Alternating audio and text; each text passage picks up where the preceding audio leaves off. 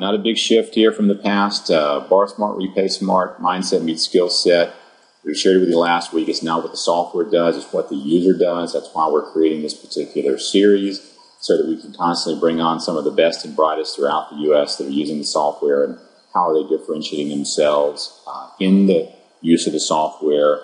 What are they doing differently? And then it gives me an opportunity to share with you some of the things that I'm learning from our users, as well as things that I pick up as we go through these different cases.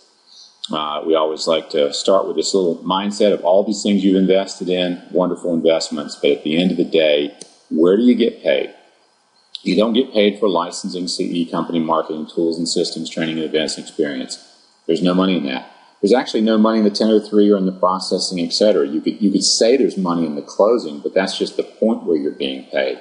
What you're really being paid for is the advice that you provide the consumer, and that's what we're targeting in on here, is what do you do to impact that particular consumer in a way that differentiates you, that gives you that unfair advantage, that enables you to help someone solve a problem.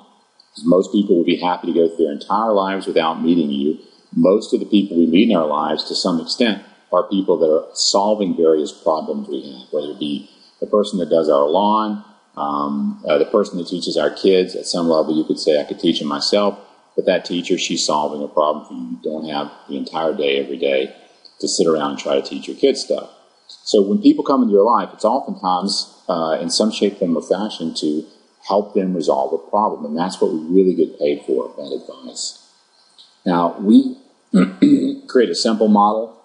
It's been resonating with people. We're getting great feedback on it, because now, if you think about this three-step process, when you help people answer have the cash and the cash flow and what's the wealth impact over time, then it really allows you a lot of freedom to be creative in the other ways that you approach your interview process, etc. But you just want to make sure you're nailing these three questions, and at the heart of our software, that's what we set out to do originally.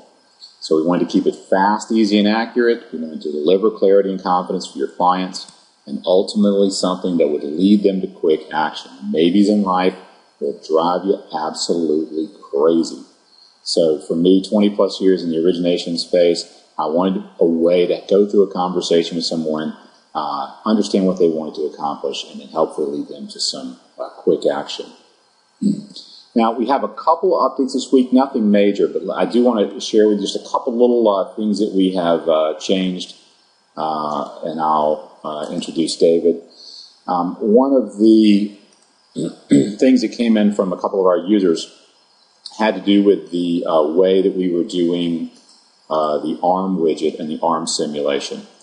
So let me just pick up an example that I was going to cover anyway in a little while on ARMs. So if you've got an ARM now, and this was our fault, we were doing the first adjustment cap of 84. Most people are used to, like, say, a 225 or a 126 or whatever, and we were putting the life cap here as an interest rate, which meant you had to then add whatever your life cap was over that start rate. So you don't have to do that anymore. The software's gone through and modified and changed your existing one and corrected it, so you should be good. But now you'll notice it's pretty much traditional. Your 226, your first cap, adjust after 12 months, max adjustment of 2% each adjustment, life cap over the start rate of 5. So this is also cool because if you change your interest rate later, you won't have to come back into the widget. It's just going to automatically adjust that life cap for you at 5% over whatever the start rate is that you end up using. All right, Angie, I'll let you answer the chat questions as they come up, because I'm sharing screen now.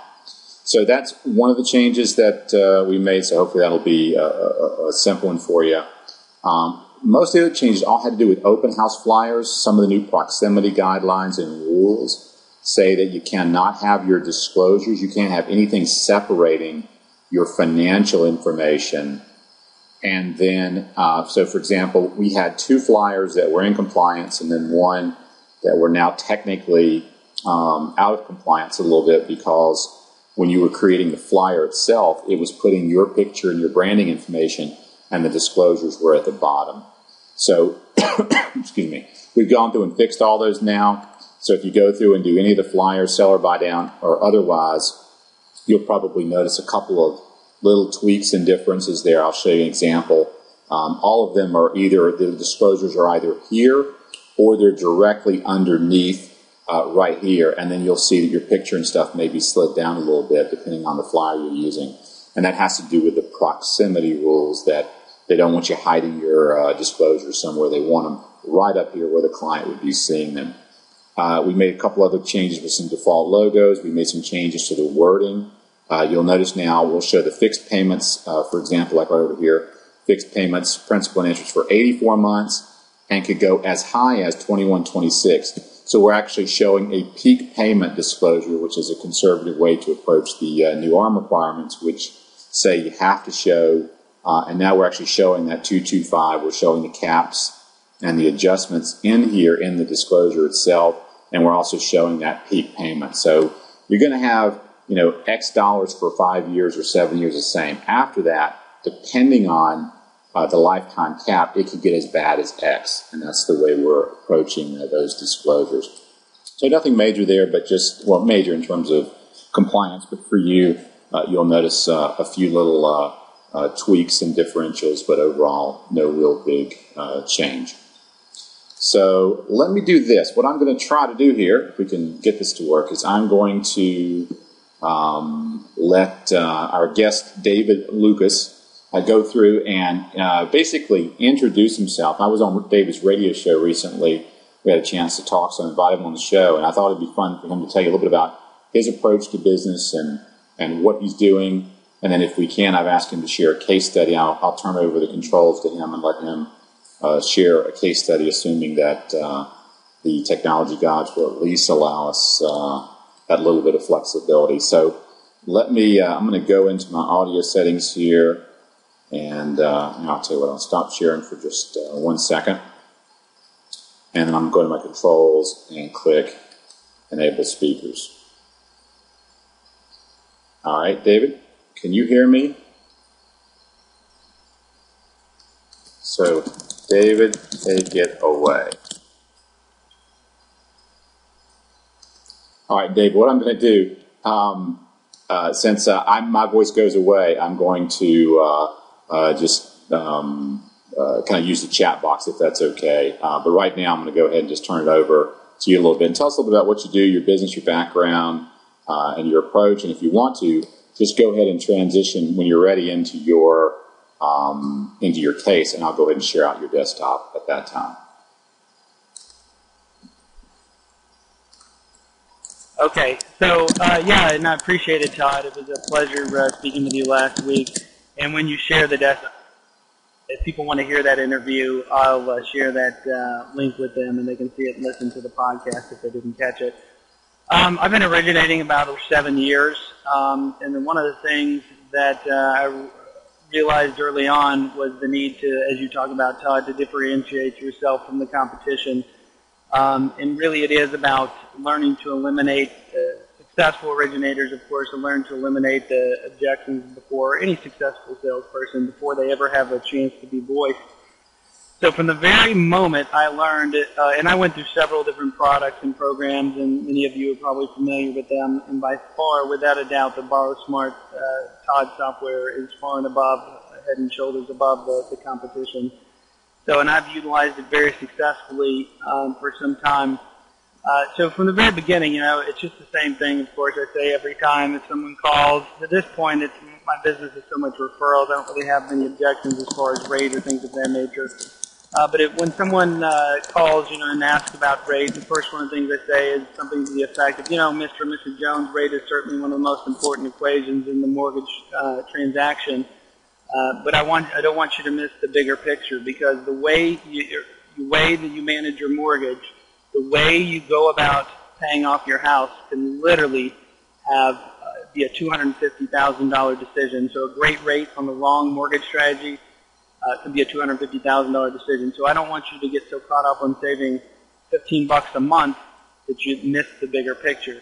So, and then I'll proceed to say something to talk about the BorrowSmart, RepaySmart process, how we're going to look at the 3 fundamental things that you want to look at anytime you're either restructuring your debt and refinancing or purchasing a home. And that is, of course, the first thing I talk about When people ask what the rate is, I also will tell them it's always a balance between cost and rate, meaning Mr. and Mrs. Borrower, we can pay you, each person's situation is different. I don't know where they originated, if they're able to do this, but here certainly we do lender credits all the time that exceed all our costs. So I'll say we do a no-cost loan where literally, not only do you not pay the thing, but we pay you. We pay for your title, appraisal, and recording fee.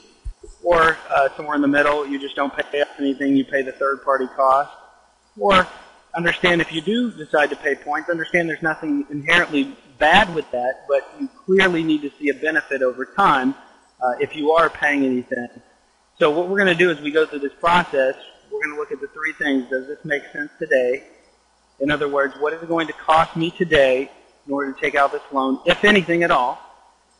Does this make sense from a monthly perspective? In other words, what's the payment going to be? Is it going to go up? Is it going to go down? How much is it going to save from an after-tax perspective? And the most important question that most people miss is, does this make sense over time? And oftentimes, lowest rate is not the best option for your particular situation. And so the biggest question you always want to ask, and I always tell people, is how long you plan on living in the home. Now, I could show you this. I don't know if you're sharing my screen, but I have a mortgage planning questionnaire that I put together. I have people fill out online before an appointment. I work on a team, so all I do is really meet with people and go through that process, and then I do not do the following up or processing or any of that. As soon as we decide what we're going to do, I pass it on to another guy. But if you can pull up the screen, I've got, yourmortgageplan.info. This is what I've done. I don't know, can you see it? I don't know if someone say yes. I don't know if you're sharing the screen or not. You need to accept the lead, David. Oh, do I need to do it? I think I do. Hold on just a second. Yeah. Let me get up here and figure out how to share my screen.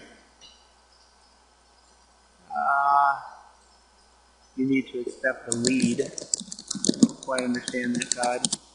Do not see David's screen. Hold on. Share your desktop. I click on a button. Now, did that work? Anyone see my screen? Okay, good. So this is just a little simple woof. I don't know if you're familiar. You guys are familiar with the service called Woofoo. It's very inexpensive. In fact, the first few forms are free. You could literally, with no technical knowledge, put one of these together in no time. So I have people fill out this here, and then that. And then what happens is this is the basis for the whole conversation when we meet. And there's some very specific questions. What their mortgage planning goals are, what they want to, if they expect their income to increase or decrease, any major purchases over the next 5 years, mortgage planning goals, achieving financial freedom, saving to send money to college. So these are all just basically points of conversation. Getting out of debt. So, you really want to always hit the pain points if they're in debt or they're trying to eliminate debt. And again, it is really about integrating the mortgage. And I'll tell them oftentimes about integrating if it's their first time, I'll say you're getting off to the right start. If they've done several mortgages, I said, well, this is going to be quite different from what you've experienced in the past because we really want to focus on integrating your mortgage into your overall long and short-term financial plan. And then there's a quote that I have that if you guys are familiar with Rick Edelman in The Truth About Money. He says, and I'll share this with people a lot, it says, Americans devote the largest portion of their incomes to housing. Consequently, how you handle the purchase of your home will have far-reaching implications on virtually every facet of your financial life, including your ability to save, pay for college, and plan for retirement. So again, really just setting the stage. And then when they meet, we go through this mortgage planning questionnaire as a point of reference. And then,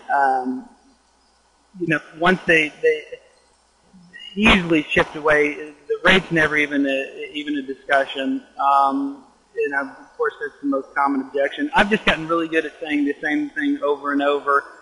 And I'd be happy to share all these scripts with you, Todd. I'm sharing them with other mortgage people if you want. I'd be happy to do that or whatever. Make it your own or whatever, but it seems to work for me very well.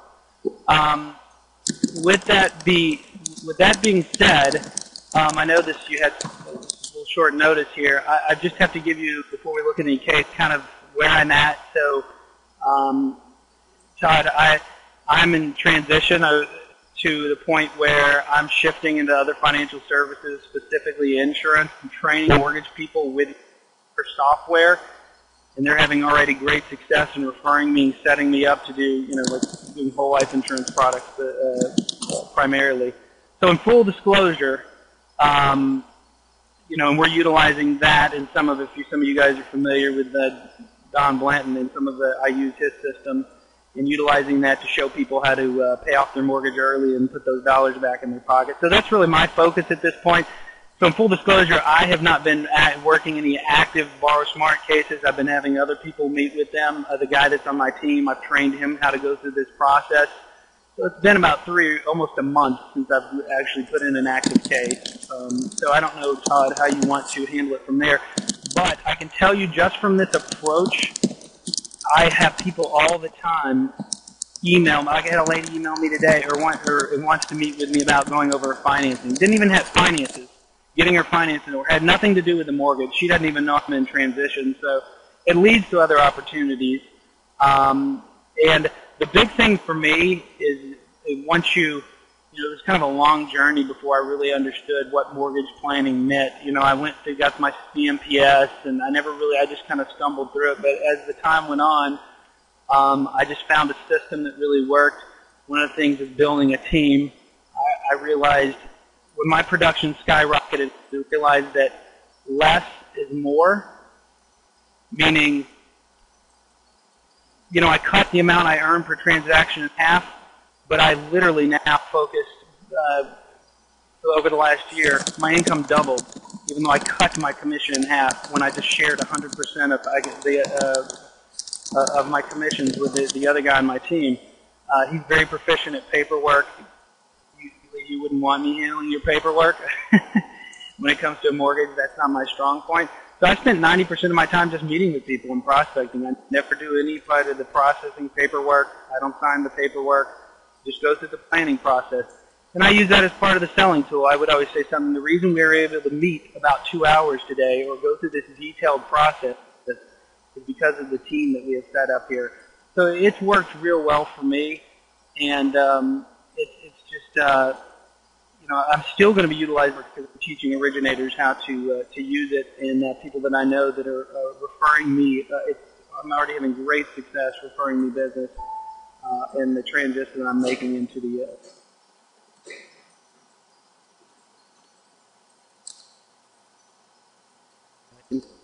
Sorry, I'm not reading your text. How much time do you spend with the average client? 2 to 3 hours. I know that sounds sometimes an hour and a half, the first meeting, but 2 to 3. And we were doing about 20 loans a month. Me and this other guy probably has averaged 15 to 20 consistently. But all I do is meet with people. Obviously, I would go nuts trying to handle it all. So it really works finding what you do best and delegating the rest, what your strong points are. And if you're listening, definitely, and you don't have, I'm reading what else they're saying here, mortgage planning process. Can we get a copy? Yeah, I'll give you those scripts. Like I said, I'm putting together some training stuff because my other organization, part of it is I'm training mortgage people. So yes, the script will be posted. Yeah, I've got all that. Okay, I'm just reading. Sorry. Yeah. One of the things I was going to say is the reason I like the mortgage planning approach, and this is something, a reoccurring theme that I've learned from different mentors of mine. For one, and I don't know how many listening to this call or really have been originating a long time. Maybe they haven't been taking the mortgage planning approach. They've been more or less an order taker. But one of the things I was going to say is the thing I love about this approach is when you're truly focused on helping people, helping them get out of debt, helping them improve their financial situation, then it no longer becomes work. You become passionate about it. You can do it for the long term and really, really enjoy it. If you become consumed on focusing just on the dollars, how you're going to get another deal, you'll burn out. But what I found is I shifted my focus on truly helping people through this process. The interesting thing is the income follows, if that makes sense. I can go ahead. I don't know what to add to that, but hopefully that was helpful. Look at the question. Percentage of your income in mortgages versus other services. Well, that's transferring. In fact, I see it now. What percentage? I'm in the process of entirely shifting away from the mortgage, but revenue-wise, it's more probably from the other services. But where do your leads come from? Probably most realtors establish relationships with about 5 or 6 good. 70% of our business last year was purchase. One of the things I learned, it's all about working, just nurturing specific relationships, not trying to go out and get, some people just quite frankly you don't work well together with. Where is your practice? Oh, Little Rock, home of Bill Clinton.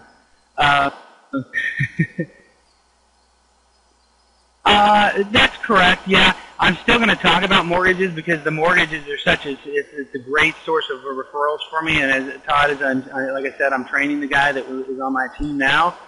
And so that's where the majority of the referrals come to me from mortgage people. No, Hope, Arkansas. Yeah, it was. Well, yeah. I see what Roger said. I think Slick Willie was from Hope originally. But they have the Clinton Library here in Little Rock. But, so yeah, I'm here in Central Arkansas. Yeah, sure. One thing, I can look here. Here's my show. This site's being revamped. Here's the most recent one, the interview that I did, so you can go here and simply listen. I thought that the interview turned out well, so you can hear the dialogue between myself and Todd on this particular, the last show he did, so appreciate that. And then I'll find those scripts. I've got them. I think I've got them. I'll find that and track it down and get those to you for sure. So yeah, I've got all those. I can send you, Todd, and you can put them up, and they can use them and make them their own. But I'm telling you, you just say the same thing over and over. Sometimes it seems repetitive, but I always remember it's the first time they've ever heard it, I guess that's about it. Yeah, unless I don't really have much else to add to it. Cool. Let's see. I'm going to take back over. Thanks so much for your time, David. I really appreciate the insight. I think it's really really cool because we're talking to people that are moving into coaching, that are using this as a platform to supplement their income. They're charging clients on a monthly basis to do liability type coaching, and there are great companies out there that charge a lot of money to do liability, debt snowballing coaching, some of those different strategies, all of those things you can illustrate. We've actually learned about some of them because they're using our BarSmart software now to do their client analysis for their coaching platform. And I'm talking people that are charging, $295 a month, in some cases charging a $2,000 fee, and that covers their program, and their program is working with a client over 6 months or 9 months to help them go through. And it's stuff to you that's so common sense in many cases, right? You look at it and you say, we should pay off the 12% credit card debt before you pay off the 4% mortgage. But we take this stuff for granted. And if you can show someone how to save $100,000 or $200,000 in interest expense over 30 years, and maybe you front load that and charge them $1,000, or you charge them $99 a month, or we've seen people that are marketing the coaching program while they market their mortgage company. And if a coaching client comes in, they have the opportunity to say, look, I tell you what, if I'm going to end up doing a mortgage or helping you with some other stuff, I won't charge you for the coaching. It's part of what I do.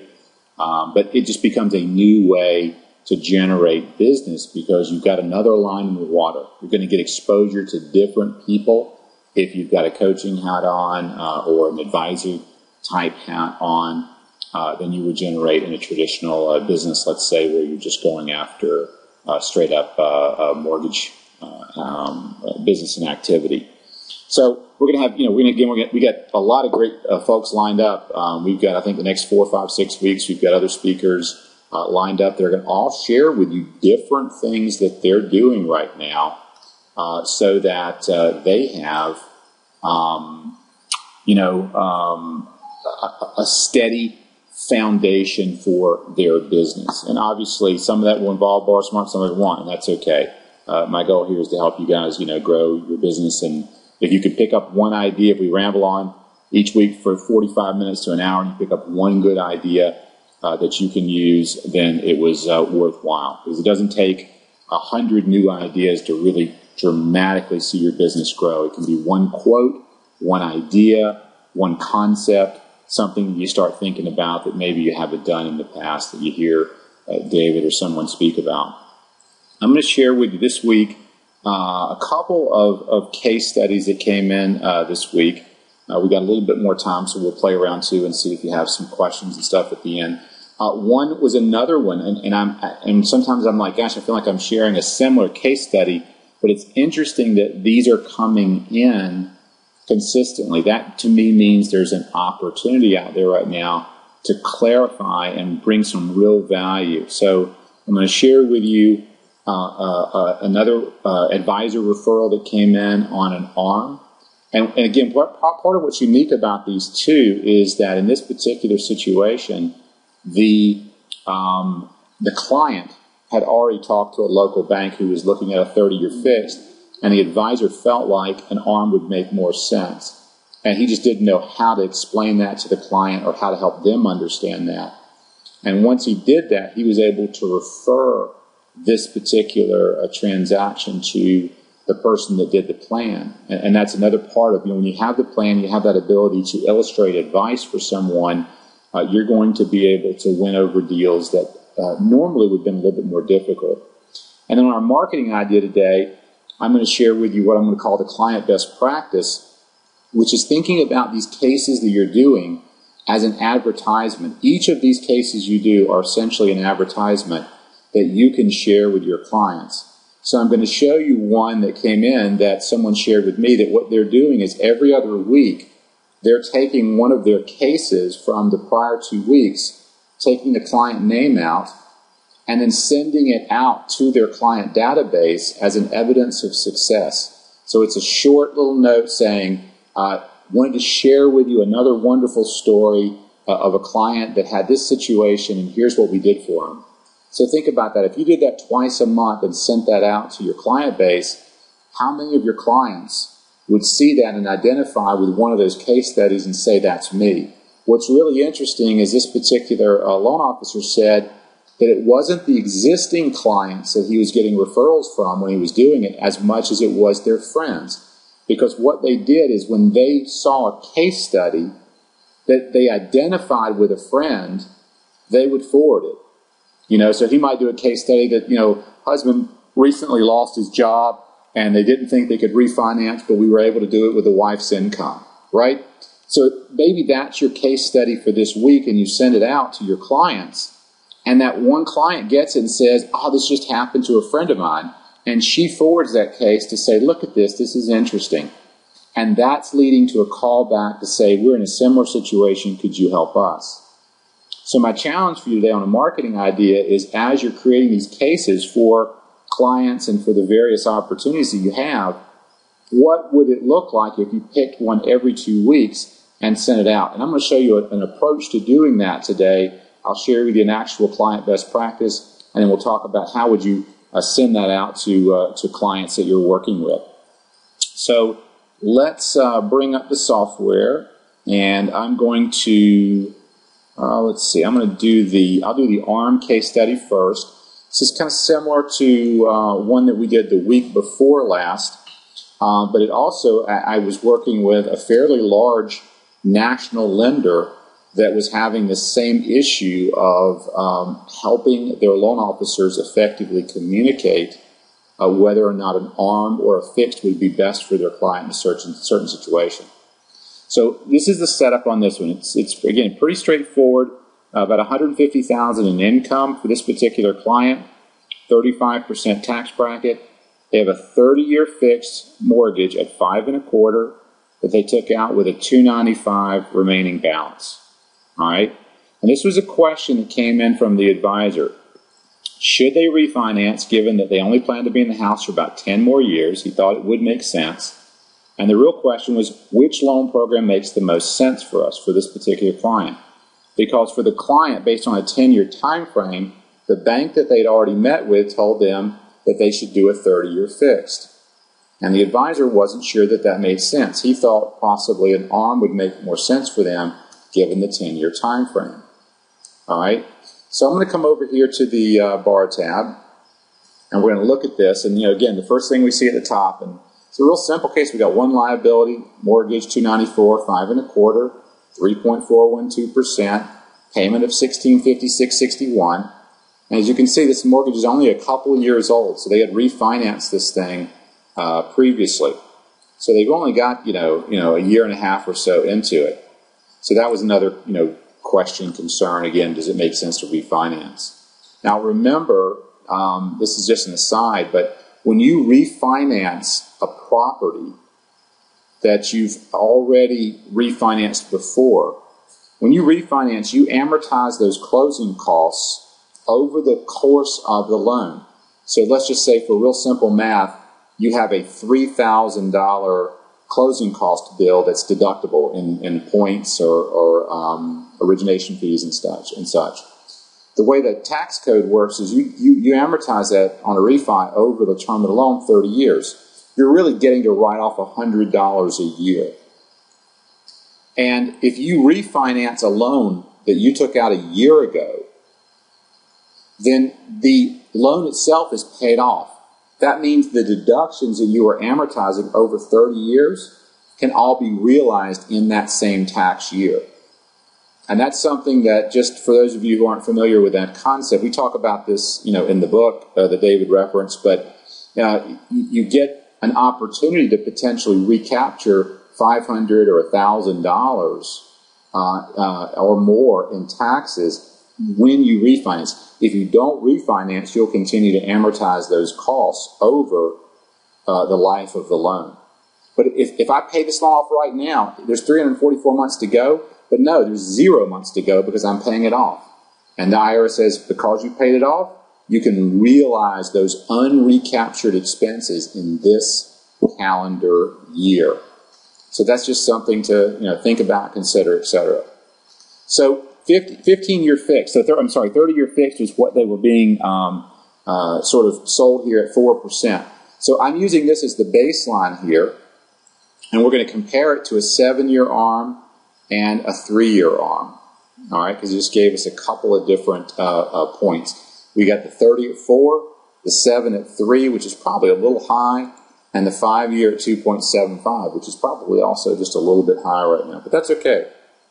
So the first thing we did is we looked at the closing costs. The estimated closing costs that the client had already gotten for the loan was $44.10. So we just did a real simple, just instead of, again, this is a presentation. Someone else has already done all the hard work to do good face and stuff. All I got to do in this situation, I'm going to put in $44.10 for illustration purposes. Because remember, our goal here is not to get into the heavy paperwork and the other stuff unless we have a client that wants to move forward with us. So I put in $44.10, which is about 1.5% of their base loan amount. And I said, put that into the loan amount. So in all three of these situations here, we've taken the loan amount up a little bit to actually cover those closing costs. Actually, no, I'm sorry, I did not do that. Sorry, I thought I'd done that. Here, let me show you how to do that if you haven't done that before. We'll go in here and just say we want to include that in the loan amount, and we'll click Save. And that's going to bump the loan amount up. I was thinking I'd already done that, but I hadn't. Let me go through and just do that. Include in loan amount, and include in loan amount.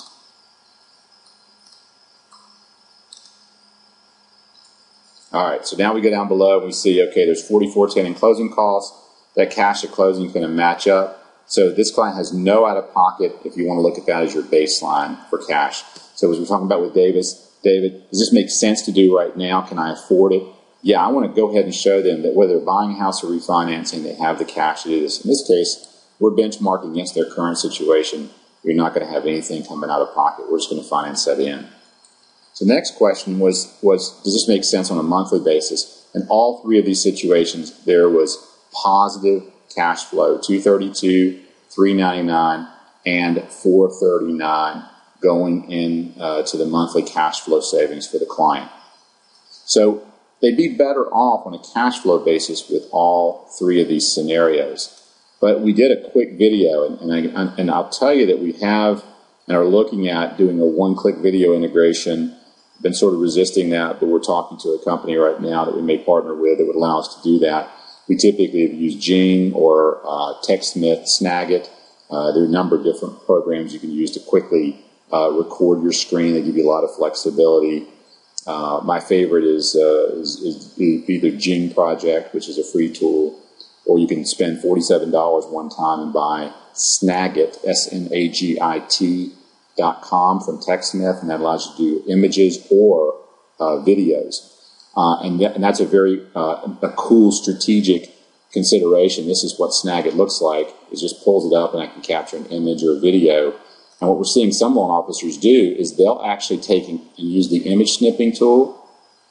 Thanks, Angie. And they'll put that in here, and they'll just come here and they'll just do something like this. Actually, let me do a smaller one. They'll come in and say capture the image, and they'll just go through and capture an image like this right here. And see, it'll bring it up, and that's your image now. And I can stick that right into my email and say I want to email this to my client. So they'll click the email button, and here now it puts that nice image in there, and I can go through and say, client at AOL.com. Have finished your, when you put in your text, have finished the analysis. Here's what it looks like. I could save you between $22,000 and $45,000. Let's get together. So you're not telling them how you're doing that necessarily. You're not giving them too much information, but it's a great, simple way to engage a client or a prospect that you've met with before, just talked to over the phone. All right, so Snagit, Angie put the link in there where you can get that tool at TechSmith, or Jing. I think it's Angie. I think it's jingproject.com is where you can get the free version of the video tool. All right, so again, we digress, but that's all good. So this is the key thing right here. So look at this. When we go back to 0 years, so if I'm talking to an advisor, if I'm doing this on the phone or doing a screen share, or I'm kind of explaining this concept, I like to come over to 0 years. Because 0 years is closing, and I could say at closing, here's where you are right now. You've got $206,000 of equity in the house. All right? That's what's happening right now. At closing, if you go with any of these three options, the 30, the 7, or the 3, you're out of pocket $44.10 at closing. Even if you finance it in, okay, we've increased your load here, your liability, by $4,410 to pay this closing cost. So your wealth impact at closing is negative. You wouldn't want to do this if it didn't make sense. Now, from a break-even standpoint, and this is another way to think about break-even, if I slide this across, look what happens. This number's still red. My 30-year fixed option is still not break-even after 12 months, but my 7-year and my 3-year are both green. So I could actually, if you were my client, we were sitting here talking together, I could actually say, what's pretty cool about this is in both of these two scenarios, your break-even is a year. We're almost break-even in a year with the 30, but we're going to need to go out at least 2 years for you to be break-even on all three of these scenarios. So if you told me that you were going to be in the house for 2 or more years, then this might make sense for you right now. Do you feel like that's a pretty good bet? Yeah, I do. Okay. Well, if we go out 3 years and your time frame was 3 years, it's pretty straightforward here that the 3-year ARM is the best option for you. It's the lowest interest rate of the 3. It's going to save you $18,202 over the next 3 years, and that's net after paying that closing cost out of pocket. So all three of these make sense for you. Notice I'm constantly reinforcing what? That what you have now in this situation doesn't make sense for you. There's something better. All three of these are better for you right now. Okay? If your time frame is 3 years, we would want to go with a 3-year product. Now, that doesn't mean that if your time frame was 5 years, that wouldn't be a bad product. But at 5 years, okay, you're better off by $34,000 with a 3-year, $30,000 with a 7-year, and with a 30-year fixed, you're better off by $14,000. Now, if you guys remember, this client said they'd be in the house for up to 10 years. But I could go right to 10 years, right? I could jump right to 10 years and give them an answer. And what is the answer? For over 10 years, the 7-year ARM is still a better deal than 30-year fixed. Because this is going a worst case scenario. It's going 225 on the caps over the start rate with a 3 margin. And I put in the exact ARM stats that this person gave me for the loan, which was a 225, a 3 margin, and on the 1-year T-bill. And in a worst-case scenario, this client's still better off by $50,312 over 10 years compared to the 30. So that's pretty cool, right? The after-tax savings rate is right here. It's 5%, all right? So I can change it to 4, I can change it to 3, I can change it to 2. I can make it 0. So if you want to make this 0, you can do that, right? 28, 37, and 17. On a relative basis, the 7-year ARM is still a better off scenario, okay, for that particular client. Now, what would be the point at which the 30-year would be better off? Let's go out to 13 years. Ooh, yeah, we're definitely better off. So 12 years, 11 years. So boom. So at 11 years, okay, it's about a wash, isn't it? Now notice the 3-year. The 3-year now is only better off by $11,000 because you've already adjusted up to a worst-case cap here. In reality, the 3-year could end up being better. We just don't know what interest rates are going to do. That's why the new requirements say you always have to model a worst-case scenario. And I can do with some confidence here say we're modeling a worst-case scenario for you, all right, whether you go with the 3-year, the 7-year, or the 30. But my break-even's about 11 years. This client said worst case was 10, so I can say with a great deal of comfort that over 10 years, the 7-year ARM is the best case for you. It could be much better than this, but it couldn't be any worse because I know that it can't go beyond the caps in terms of what they'd have to pay. And there's no adjustment until the 8th year for this client. So the adjustment is only going to be in years 8, 9, and 10 if they have a 10-year time frame. So going through this, now, do we do all this with the client? I don't know. I didn't talk to the client directly. I talked to the advisor and the loan officer who had emailed in about this, and I said, sure, I'll take a look at it. They sent me the case, and we went through it. And I just gave them a quick 3-minute video, as I do with so many of your requests as they come in. That's how I answered. That's how I respond. And I encourage you to do the same when you're engaging with clients and stuff, is to go into a quick 2 or 3 or 4-minute video to answer questions or use it as promotions.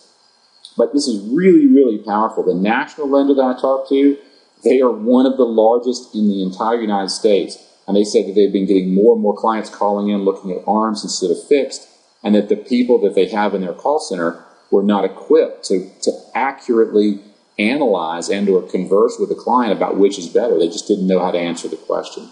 So these are things that I keep seeing coming up. That means there's great opportunity for you.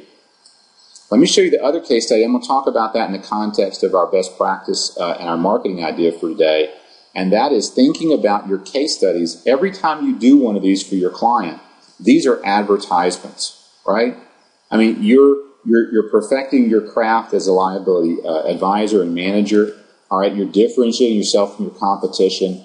But when I talked to this loan officer in California, he said, this is my best marketing strategy right now. I'm sending out these samples that I'm doing of real live people. I'm taking their name out, okay, but I'm going through and saying, here's something I just recently did for a particular client. He asked the client if it's okay, so I'm going to take all your personal information out. I wonder if it's okay if I share what I did for you with other clients. And people say, absolutely, we appreciate it. So this particular case, again, a fairly simple case. The client has a 30-year fix and equity line of credit, 5.375 on the first and 4.25 on the second. Okay, the second was part of what they took out when they got the loan to avoid mortgage insurance. All right, so that's it, right? I mean, on the first page here, we got name, income, tax bracket, and we've got their 2 liabilities. Okay, so the client was looking at and interested in paying off their debt faster. And this is what the loan officer did for the client, and something that he's been doing.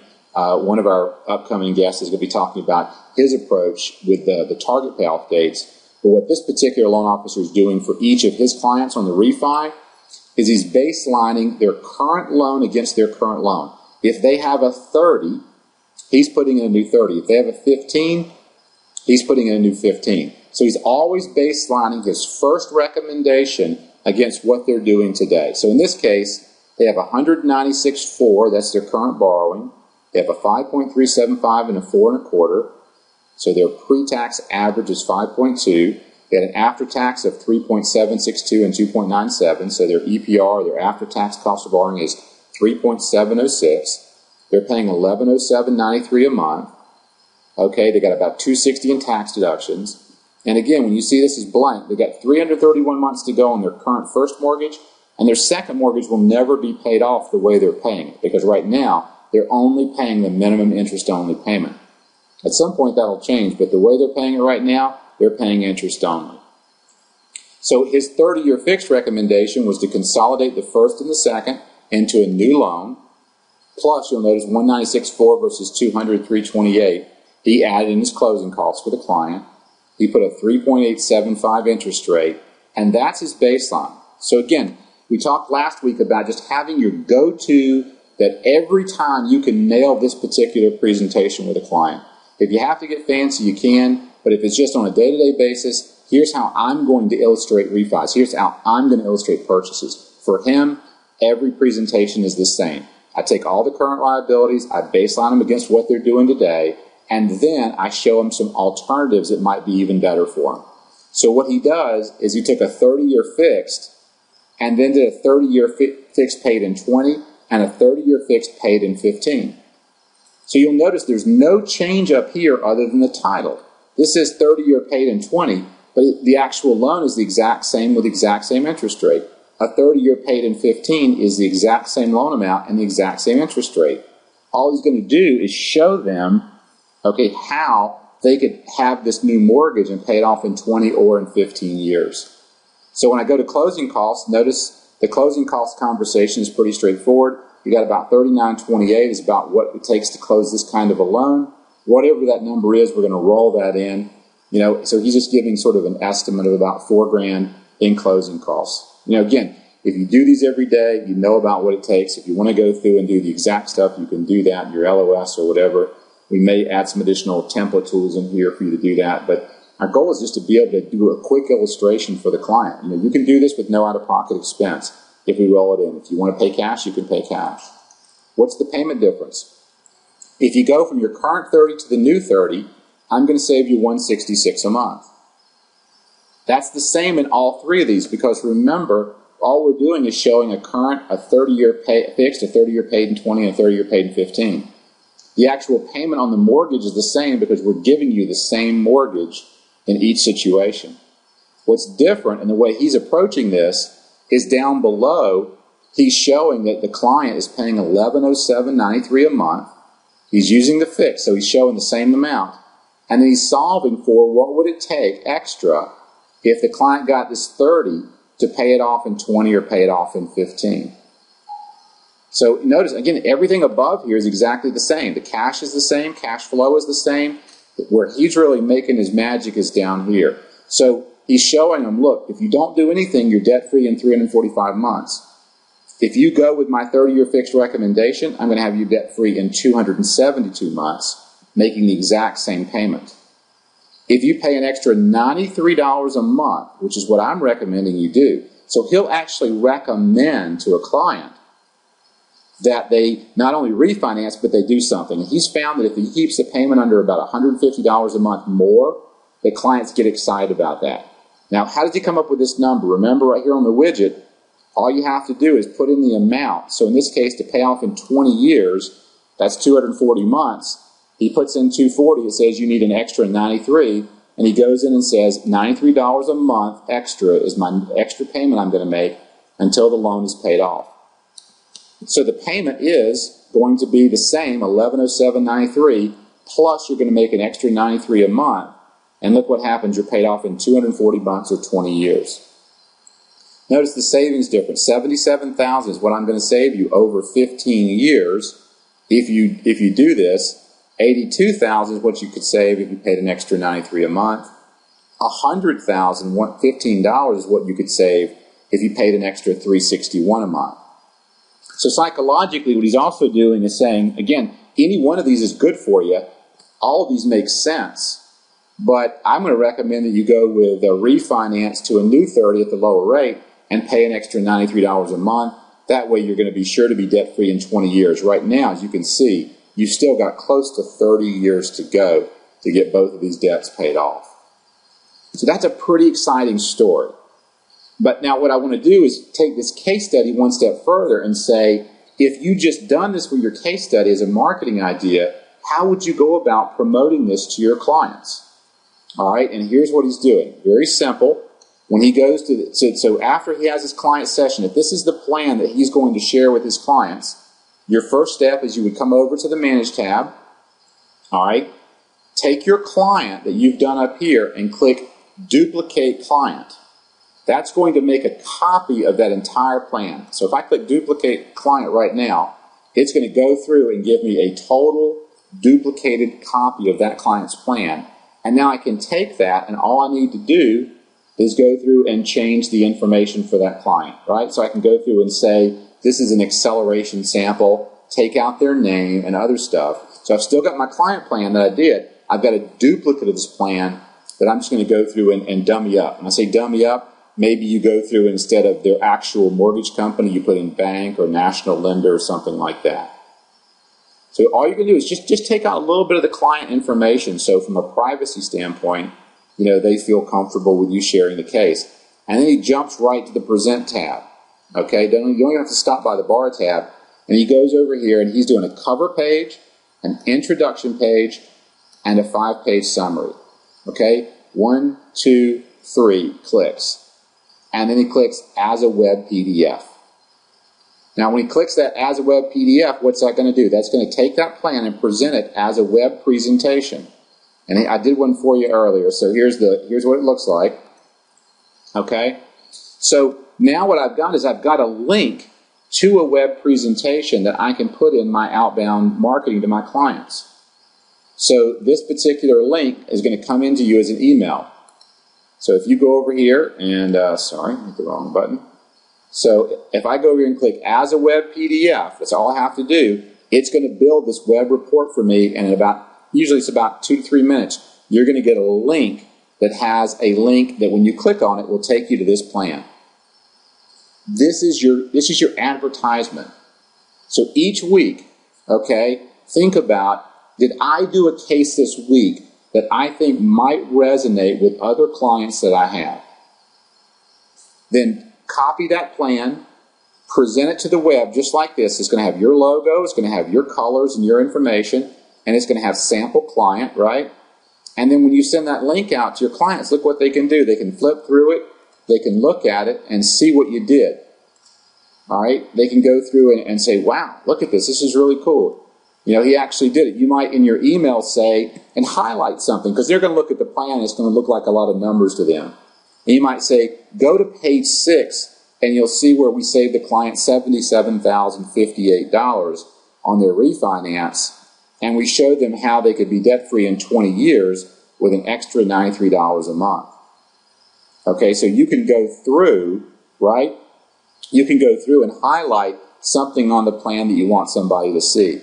But all you have to do to really make the strategy work is find a plan that you've done that you feel good about, dummy it down, take out your client information, and write a simple, and I'm saying simple, not a page, just a paragraph that says, this week I want to share with you a case where I helped save a client $77,058 and showed them how with $93 a month extra, they could pay their mortgage off in 20 years. To see the results, look at page 6 on the following link. So you're directing them to the specific action you want them to take. And of course, they may look around and flip around and look at the different charts and graphs or whatever you included and say, that's really cool. There's a lot of neat stuff in there. I want one of these for me. And that's what you're trying to do, right? You're trying to have that person say, this is something that makes sense, something that I would want to have this person do for me. Or someone that receives this link from them because it becomes viral. And viral just means one other person catches it. One other person gets the link from you, the email from you saying, I got your email from a friend of mine and I wanted to talk to you about accelerating our mortgage payoff. Or I'm getting divorced and I'm buying a new house, and I saw in a recent case study you helped a woman who was getting divorced buy a new house. You with me? Each case study is a story. People, when they see something generic, don't know what to do with it. When they see something specific and they identify with other people, that's how things become interesting and viral. If you're on Facebook or Pinterest or somewhere and you see an interesting photo, don't you find yourself going, who else would like to see this? Who else would I share this with? Do I want to repin it? Do I want to share it with a friend? Do I want to send it to my mom or dad? Do I want to send it to my cousin? That's what people do when they read these things. So your idea of the week, and my challenge for you this week, okay, is to go through and take this evidence of success type idea, and every other week, I think weekly is too much, I think monthly is too few. So the person that was sending them out, you send them out each week, it was too much, right? Every 2 weeks is plenty. You could probably even do it once a month, but I think every 2 weeks, if someone doesn't want to get them, they'll let you know. If you're sending stuff out that's showing people a lot of money savings, they're going to stick with you. All right, and it's real simple and real easy to do because you've already done the work.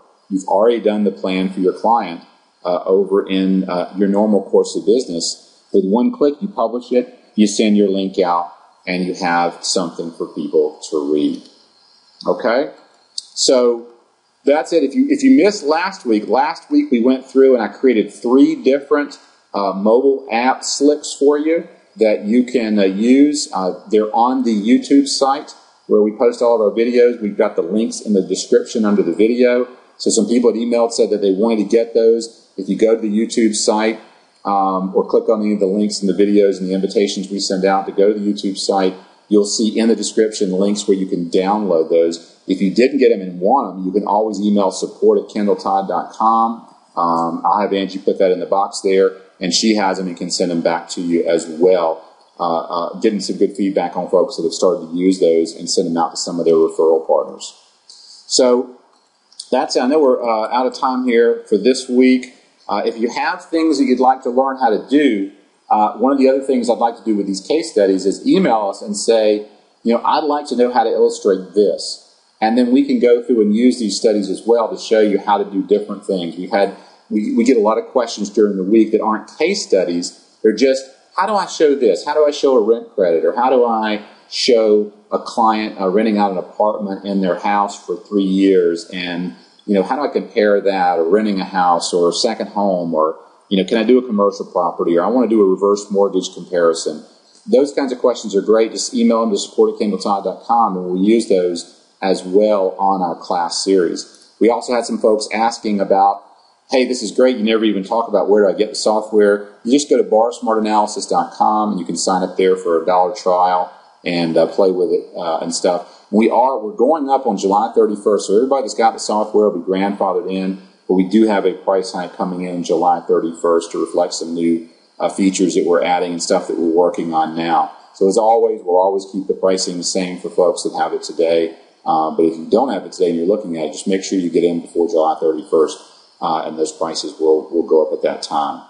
And lastly, if you haven't gotten our strategic market update for this month with all of our market intel, go to the site, sign up, it's free, and take a look at the strategicmarketupdate.com. We're getting, again, great feedback from people who have taken this and they're going out in the real estate market once a month, and they're going around and they're telling this story and having this conversation with realtors and partners and sharing with them what's going on in the market, and they're using this as a way to do that. So Angie, let me know if there are any questions. I'll hang on for a second, see if there are any of the questions that I didn't get to, because I know there were a couple streaming in there as I was talking. And we'll be on next Thursday as well at 2 p.m. We've got another guest coming on, and we'll get our technology problems hopefully resolved by then, where we can do a more dynamic interview process, and just let us know what we can do to make this a more and more of an unfair advantage for you. If I didn't get your question, I'll read back through them as well. I see one from Kurt. What is the after-tax savings rate? What does that number represent? So Kurt, in the book we have something called EPR, or effective percentage rate. So what we're doing here is these are the nominal rates that you pay. So a mortgage rate of 5.375. If you think about that, that's what you're paying. But you get a tax deduction. In this case, this client's tax deduction is about $245 based on their tax bracket. So they're really not paying $1,058.35. They're paying $1,058.35, but getting a $245 tax deduction at the end of the year. So what we do is most clients, they understand that there's a tax deduction, but that doesn't mean anything. We convert the tax deduction into an effective after-tax rate. So if I'm paying 5.375% on my mortgage, which is $1,058.35, but I'm getting $245 back from the government, I didn't really pay 5.375. I actually paid an effective after-tax rate on my mortgage of 3.762%. If I pay 4.25 on my second mortgage, but I get a $15 tax deduction, I've actually paid a 2.975% real net cost. So this is a very powerful, and I would encourage you to spend more time looking at this concept if you're not familiar with it, because it'll really help you when you're doing debt consolidation cases and having other conversations, and further differentiate you from your competition, because you're able to say, I'm actually going to show you how to get your overall cost of borrowing down well below 4% in this scenario. Because I'm taking their total weighted cost of borrowing down to 3.706%. Because this is your weighted cost here. So you've got $182,400 at 5.375 and $14,000 at 4.25. Your weighted pre-tax cost of borrowing is 5.295. Your weighted after-tax cost of borrowing is 3.706. Okay, so hopefully that answered that question. And again, you can read more about it in the chapter on EPR or any of our other stuff, because we talk about this concept a lot in our other materials. How do we enter an existing loan that the client is doing occasionally? Acceleration by randomly adding extra money to his payment when available. When you say acceleration by randomly adding extra money to his payment, if you were going to random, you'd have to know what is the random nature of the payment. So let's say that we're going to use this one right here. I can add a new payment and I can create a frequency. We don't have one called random because we wouldn't know what to put in there, but I can say you're going to make an extra payment at closing, one time, monthly, annually. We added annually because we had a loan officer who said, I've got a client who's adding money based on his bonus throughout the year, and it's kind of random. And I said, well, okay, so we can't deal with random. Do you know about how much he does each year? And he said, yeah, he's doing about $3,000 a year is about what he ends up. So we added the annually there so you could put in $3,000 annually. And what this is going to do is it's going to simulate the client putting an extra $3,000 a year towards that mortgage or towards their savings. And when I click the savings button, you'll notice it says $3,000 annually versus $93 a month. And it'll go through and reflect here below on the repaying. So I just knocked that down to 203 months for that client to be debt-free. So that's the closest we could get to sort of dealing with someone who's random. Just ask them about how much a year you're putting in randomly, and then use the annual feature. All right, any other questions, Angie, that I've missed? If not, hey, thanks for being on here. Please share the tool, share what you're learning, and encourage people to watch our videos. We really do appreciate it, and we wish you all the best. Have a fantastic weekend.